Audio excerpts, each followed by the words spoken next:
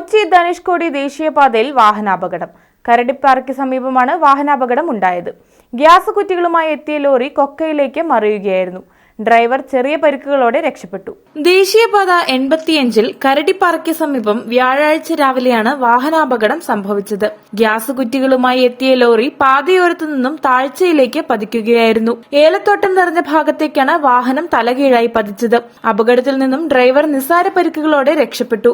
അപകടത്തെ തുടർന്ന് വാഹനത്തിലുണ്ടായിരുന്ന ഗ്യാസ് കുറ്റികൾ ചിതറി വീണു. പോലീസും അഗ്നിരക്ഷാസേനയും അപകട സ്ഥലത്തെത്തി തുടർ നടപടികൾ സ്വീകരിച്ചു. News bureau, Adimali.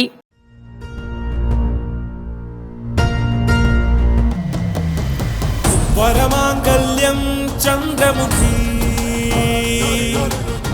വധുവായി നീ സ്വർണ്ണമയി ശുഭമീ ബന്ധം ധന്യരാഗം